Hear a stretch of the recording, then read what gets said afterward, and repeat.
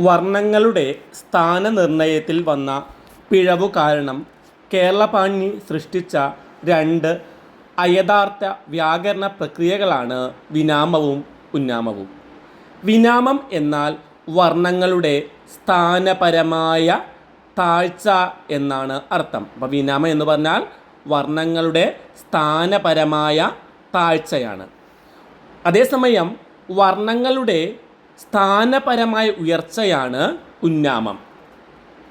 Will അധികം തു വിറ്റു, കേൾ അധികം തു കേട്ടു. ഇവിടെ രണ്ടിടത്തും വിരാമം സംഭവിച്ചിരിക്കുന്നു എന്ന് കേരളപാണിനി പറയുന്നു. കേരളപാണിനിക്ക് അങ്ങനെ പറയേണ്ടി വന്നത് ലകാരം ദന്ത്യമായിട്ടും ലകാരം വസ്യമായിട്ടും സ്ഥാനനിർണയം ചെയ്തതിനാലാണ്. വാസ്തവത്തിൽ ലകാരം വസ്യവും ലകാരം മൂർധന്യവും ആകുന്നു.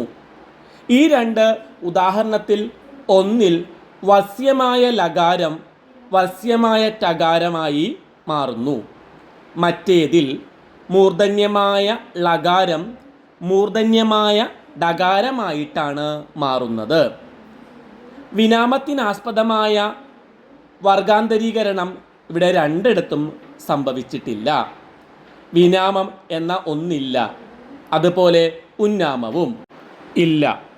മുൻ, പിൻ, പൊൻ എന്ന പദങ്ങളിലെ അന്ത്യമായ നകാരം ലകാരമായി ഉയരുന്നു എന്നാണല്ലോ.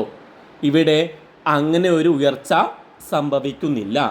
വസ്യമായ നകാരം വസ്യം തന്നെയായ ലകാരമായി മാറുകയാണ് ചെയ്യുന്നത്.